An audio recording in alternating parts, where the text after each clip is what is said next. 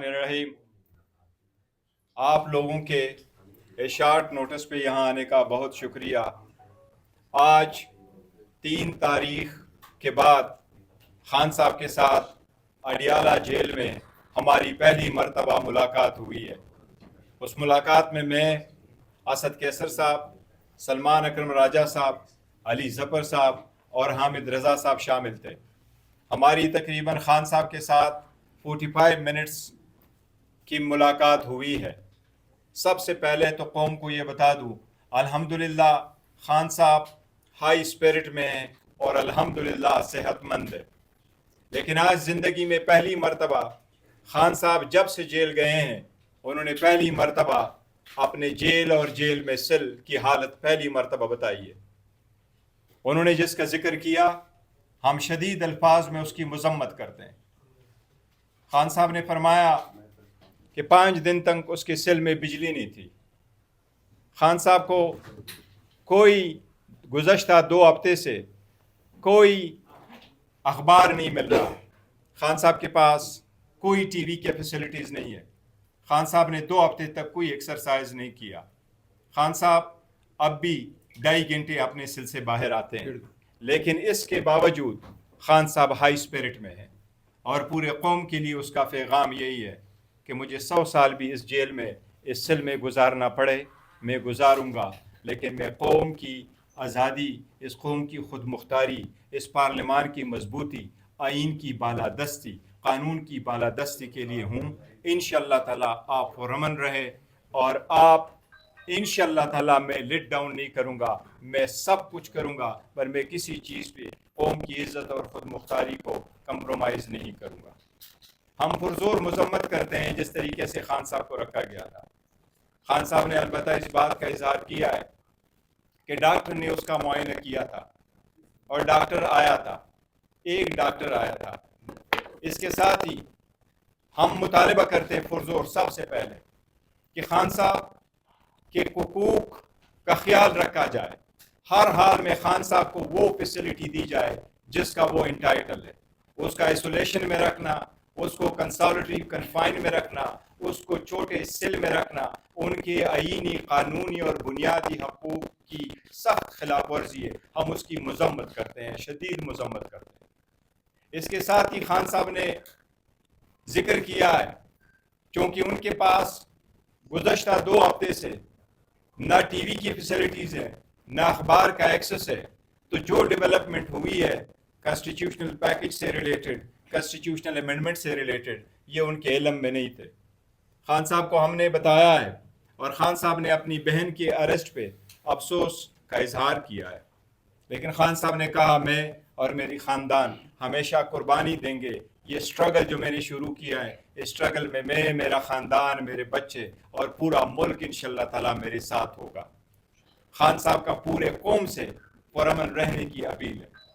खान साहब यही कह रहे हैं कि ये स्ट्रगल 27 साल तक इस आइन की बालादस्ती, कानून की हुक्मरानी के लिए मैंने किया है और इसी तरह इंशाअल्लाह ताला इसको सर अंजाम दूंगा। खान साहब के साथ हमने आइनी पैकेज की जो बात चल रही है, कॉन्स्टिट्यूशनल तरामीम जो हो रहे हैं और जिस तरीके से उसको चलाया जा रहा है, इस पे जितनी डेवलपमेंट हमारी मौलाना साहब के साथ हुई है, हमने उसका तज़किरा किया है। खान साहब ने हमारी मौलाना साहब के साथ जो गुप्त शनीद चली है, जो पैकेज और जो हम उनके साथ बातचीत करके जिस ड्राफ्ट के मुसव्वदे की तरफ जा रहे थे, खान साहब ने उसको पॉजिटिव अंदाज में लिया है और हमारे और मौलाना साहब के एंगेजमेंट को अप्रिशिएट किया है। खान साहब ने मौलाना साहब की तारीफ की है कि वो इंशाअल्लाह हर सख्ती में हमारे साथ अदलिया की आज़ादी के लिए खड़े होंगे, क्योंकि खान साहब 2 हफ्तों से इनसे सबसे लाइलम थे और हमारी मुलाकात सिर्फ 45 मिनट रही है और उसमें सबसे पहले खान साहब ने 15-20 मिनट अपनी हालत बताई है। उसके बाद जब हमने तज़किरा किया है, अभी हम करना चाह रहे थे, बिकॉज हमें ये उम्मीद थी कि हमारा 1.5 घंटे की मुलाकात होगी खान साहब के साथ। अभी हमारे 45 मिनट की मुलाकात नहीं हुई थी कि पुलिस वालों ने कहा कि मुलाकात का टाइम ख़त्म हुआ, इसलिए हमारी जो मशावरत है वो खान साहब के साथ मुकम्मल नहीं हो सकी। लेकिन जितनी मशावरत हमने खान साहब के साथ की इस कॉन्स्टिट्यूशनल अमेंडमेंट पे, खान साहब ने ये ख्वाहिश जाहिर किया कि बड़ा सीरियस मैटर है, ہم اس لیے اس پہ مزید انگیجمنٹ مولانا صاحب کے ساتھ جاری رکھیں گے. خان صاحب نے 4 نام بتائے ہیں. عمر ایوب صاحب جو لیڈر آف دا اپوزیشن ہے قومی اسمبلی میں, شبلی فراز صاحب جو لیڈر آف دا اپوزیشن ہے ہمارے سینٹ میں, احمد بچر صاحب جو ہمارے لیڈر آف دا اپوزیشن ہے پنجاب اسمبلی میں, اور علی امین گنڈاپور صاحب جو ہمارے وزیر اعلیٰ ہے KP کے. وہ کہنا ہے کہ میرے ساتھ زیادہ مشاورت کے لیے یہ چاروں بھی آئیں, کیونکہ ہم چاہتے ہیں کہ براڈر کنسنسس کے ساتھ میں اپنا اوپینین فارم کروں اور فردر ڈائریکشن دوں. انشاءاللہ تعالی ہم کوشش کریں گے کہ منڈے والے دن خان صاحب کے ساتھ دوبارہ ملاقات کرے اور ہماری لیڈرشپ ملاقات کرے تاکہ ہم اس معاملے پہ فائنل کنکلوژن پہ پہنچے. البتہ خان صاحب کی ہدایات کے مطابق ہم اپنی انگیجمنٹ مولانا صاحب کے ساتھ اس ترامیم پہ کنٹینیو انشاءاللہ تعالیٰ کریں گے. جی فرمائیں. اس سے پہلے حکومت جو ہے اسمبلی کے اندر بل پیش کر دیتی ہے, آئینی ترمیم پیش کر دیتی ہے, اس کے اوپر کوئی نہ کوئی. دیکھیں 2 چیزوں کا ہم ذکر کرتے ہیں. جس طریقے سے حکومت ان آئین ترامیم کو پاس کرنے جا رہی ہے اور جس طریقے سے لوگوں کو اٹھایا, ڈرایا, دھمکایا جا رہا ہے, ہم بھی مطالبہ کرتے ہیں. ہمارے بھی 2 سینیٹر ان کے پاس ہیں. ہم بھی مطالبہ کرتے ہیں کہ ان کو بالفور ہمارے حوالے کیا جائے, ان کو رہا کیا جائے, ان کو جانے دیا جائے. اس قسم کی کوئی بھی آئینی ترامیم تو کیا قانون سازی بھی لوگوں کو قبول نہیں ہوتی. آئین ایسا ڈاکومنٹ ہوتا ہے جو قوم کو متحد رکھتا ہے. اگر آپ اس کے لیے لوگوں کو توڑیں گے تو پھر وہ ترامیم آپ کو کبھی متحد نہیں رکھ سکتی. ہم اس طریقہ کار کے سخت خلاف ہے, ہم اس کی مذمت کرتے ہیں. ہم نے تو عدلیہ کو بارہا کہا ہے کہ آپ اس پہ سو موٹو لیں, لیکن یہ طریقہ غیر جمہوری, غیر آئینی ہے اٹسل, اور ہم اس کی بالکل شدید مذمت کرتے ہیں. کوئی بھی حکومت کے پاس 2/3 میجارٹی نہیں ہوتی قوانین منظور کرانے کے لیے اور آئینی ترمیم کرنے کے لیے. حکومت کوشش کرتی ہے کہ کنسنسس ڈیولپ کرے, ہر بندے کی بات سنے اور پھر ایک نتیجے پہ پہنچ کے آگے ترامیم کرے. یہ پارلیمان کا استحقاق ہے. لیکن ہم یہ ضرور کہتے ہیں کہ جس طریقے سے کر رہے ہیں یہ اٹسیلف غیر آئینی ہے, طریقہ کار ہے. اور اگر حکومت نے ہماری مشاورت کے کمپلیٹ ہونے سے کیا تو ہم پھر حکومت کا ساتھ, ہم مولانا صاحب کو ہم نے واضح طور پر کیا ہے کہ جب تک خان صاحب کی فائنل ہدایات ہمارے پاس نہیں آتی ہم اس پوزیشن میں نہیں ہوں گے کہ ہم اس پہ ووٹ کر سکیں. وہ پھر ہم نہیں کریں گے.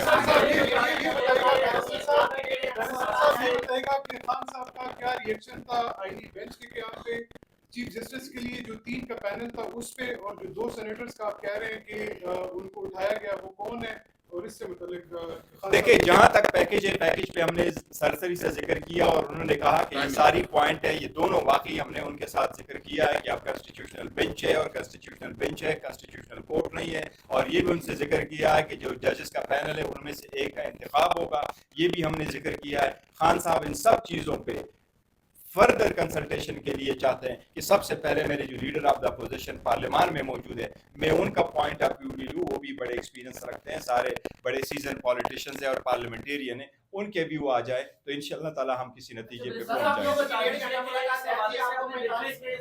گے. اس سے پہلے مولانا کی حیثیت اہم کی جو شخصیات ہیں وہ پہنچ چکی ہیں. محسن نقوی صاحب کہتے ہیں میرا بڑا پرانا تعلق ہے, نائب وزیر اعظم پہنچ چکے, وزیر اعظم پہنچ چکے.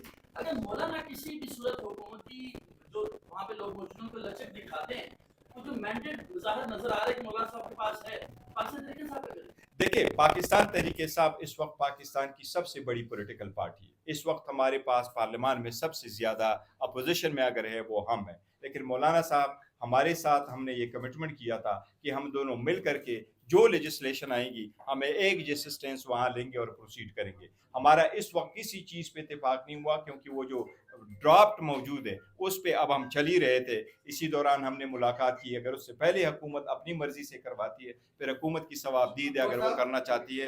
لیکن ایک چیز واضح ہم کرنا چاہتے ہیں, دیکھو جب بھی آپ نے ترمیم کرنا ہے آپ کے پاس نمبر پورے ہونے چاہیے, بجائے اس کے کہ آپ کہیں میں نمبر پورے کرتا ہوں اور اس کے لیے ڈے بائی ڈے آپ ایجنڈے کو چینج کریں. اور صاحب ڈی چوک والے احتجاج کے معاملے پر آپ نے آگاہ کیا ہوگا, علی امین گنڈاپور والا سارا ایپیسوڈ رہا, اس کے اوپر ان کا کیا موقف تھا؟ دیکھیں وہ سارا کچھ ہم نے خان صاحب کے پاس بعض چیزوں کا علم نہیں تھا لیکن ہم نے پورا تفصیل کے ساتھ کیا.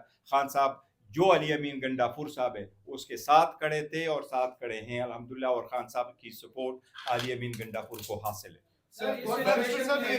سینیٹرز کا نام تو بتا دیں. کیا آپ قرآن مسلمان اگر حکومت کے ساتھ بات چیت کرتے ہیں اتفاق کرتے ہیں تو قرآن مسلمان کو سپورٹ کرے گی؟ دیکھیں ہم آپ کو مولانا صاحب کے ساتھ ہم اٹیچ ہیں. ہماری طرف سے ابھی تک نہ ہم نے نہیں کیا ہے, اس لیے ہمیں امید ہے کہ مولانا صاحب اس کو رہیں گے, اور ہم تو پہلے سے کہتے چلے آ رہے ہیں کہ اس میں جلدی کس بات کی ہے. اگر آپ کو نہیں چاہیے تھا اور ابھی آپ نے جو ترمیم لے کے آئے اس میں 65 ایئرز کا ختم ہونا ہے, تو وہ بات ختم ہو گئی کہ آپ کسی پرسن کے لیے کر رہے تھے. پھر کس بات کی جلدی ہے؟ اس میں اگر 1-2 دن لگ جائے تو کوئی مذائقہ نہیں. ہم امید کرتے ہیں انشاءاللہ تعالی مولانا صاحب ہمارے ساتھ رہیں گے. ڈی چوک اور راولپنڈی میں پاکستان کے مختلف شہروں میں احتجاج کی کار دی, لیکن پنڈی اسلام آباد میں سنگل کارکن بھی نہیں نکلا. آپ کا کیا وجہ؟ نہیں ہمارے کارکن انشاءاللہ تعالی آپ لوگ نہیں, وہ ہمارے کارکن کریں گے انشاءاللہ تعالی. اور جب میں صرف ایک بات کرنا چاہتا ہوں. دیکھیں برشر صاحب نے بہت ڈیٹیل میں بات کی ہے. میں صرف اتنا کہنا چاہتا ہوں کہ دیکھیں یہ جو لیجسلیشن ہے, یہ جو قانون سازی کر رہے ہیں, امینڈمنٹ لا رہے ہیں, کیا پاکستان کی تاریخ میں اس قسم کا لیجسلیشن ہوا ہے کہ لوگوں کی خواتین کو, بچوں کو جس طرح ڈرا دھمکا کے بے عزت کر کے اس طرح قانون سازی ہوتی ہے؟ ہم کسی طور پر اس کی, اور خاص کر پھر جو ہے اغوا برائے تاوان اور جس طرح لالچ دی جا رہی ہے, اس پوری پروسیس کی ہم مخالف ہے, اس کی ہم شدید مذمت کرتے ہیں.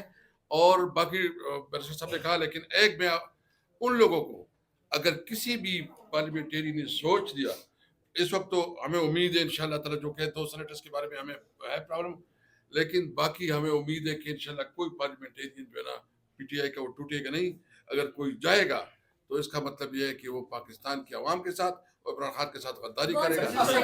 Last question. جی مولانا صاحب سے اس حوالے سے ملاقات ہوگی ہے کیونکہ آپ نے اڈیالہ کے بارے میں بات کی تھی, آپ نے کہا دیکھیں جو ہم اڈیالہ ملاقات ہو گئے تو ہم نے یہ پریس کانفرنس نہیں بلانی تھی, ہم نے بات ادھر ہی کرنی تھی, لیکن وہاں فیسلٹیز اویلیبل نہیں تھی. وہ جس طریقے سے تھا وہ لوڈ کو بلاک کر دیا گیا تھا, جو کہ بلاک کیا تھا. تو اس کے بعد اب ہم مولانا صاحب کے پاس جائیں گے.